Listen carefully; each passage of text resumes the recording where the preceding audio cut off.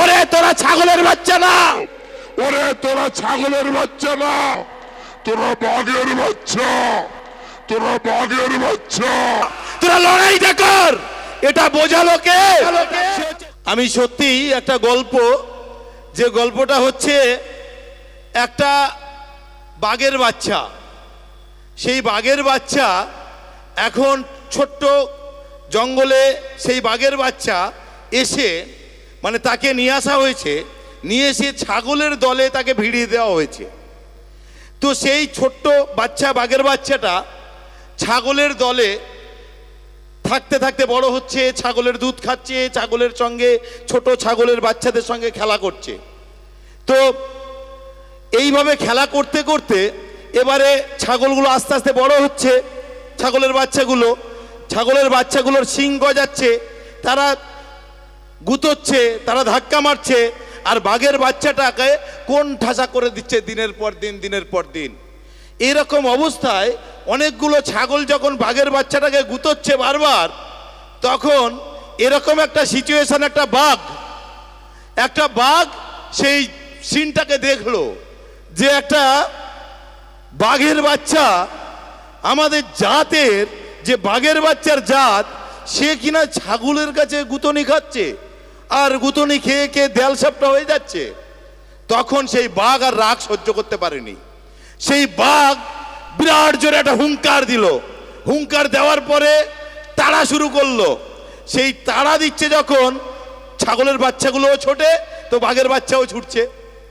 তো এইভাবে ছুটে পালাতে লাগলো। এবার তেড়ে তেড়ে সেই বাঘের বাচ্চাটাকে ধরলো বাঘ। ধরার পরে একটা জঙ্গলে নিয়ে গেল, নিয়ে গিয়ে বললো এই নদীর ধারে নিয়ে গেল, বললো এই জল খাও। তা সে তো বাঘের বাচ্চা, তো ওইভাবে তো জল খাওয়া প্র্যাকটিস নেই, ছাগলের মতো আচরণ, নদীতে জল খাওয়া প্র্যাকটিস হবে না, কারণ বাঘ তো এরকম ভাবে খায় না। জোর করে তাকে ধাক্কা দিয়ে ঠেলে নদীর ধারে পাঠিয়েছে বাঘ। পাঠানোর পরে দেখছে ছবি তো ছাগলের মতো না, ওই নদীর জলে সেই বাঘের বাচ্চার ছবি দেখছে তো বাঘের মতো। তখন সে বুঝলো সে বাঘের বাচ্চা। সে আর ওই ছাগলের দলে ফিরলো না, তার ক্ষমতাটা সে দেখালো। তো আমাদের ভাঙড়ে আমরা যারা এখানে নেতারা এবং আপনারা যারা আছি, আমাদের অবস্থা ছাগলের বাচ্চার মতন, ওই বাঘের বাচ্চা হয়ে গেছিলাম ছাগল। কিন্তু যে মানুষটা হুঙ্কার দিয়ে ভাঙড়ে এলো, ভাঙড়ে আসার পরে আমাদের সব চিনিয়ে দিল, ওরে তোরা ছাগলের বাচ্চা না, তোরা বাঘের বাচ্চা, তোরা লড়াইটা কর। এটা বোঝালো কে? সে হচ্ছে শওকত মোল্লা, আমাদের নেতা। আমাদেরকে বোঝালো আমরা একটা বাঘের বাচ্চা। কারণ এখানে ভাঙড়ে কিছু কাগুজে বাঘ ছিল, যাদের যখন মনে হতো হারিয়ে দেবো, হারিয়ে দিত, যাদের যখন মনে হবে টাকা কামাবো, টাকা কামাতো। অথচ ভাঙড়ের কর্মীরা, 7-7টা কর্মী যারা গত পঞ্চায়েতে মরতে হলো তাদের জন্য, ভাঙড়কে তারা আইএসএফ নামক এক অসভ্য দলের হাতে তুলে দিল।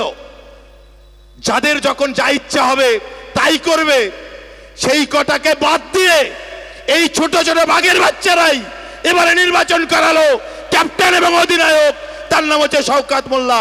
এটা আমাদেরকে করিয়ে দেখালো। তাই আমি এরপরে বক্তব্য রাখার জন্য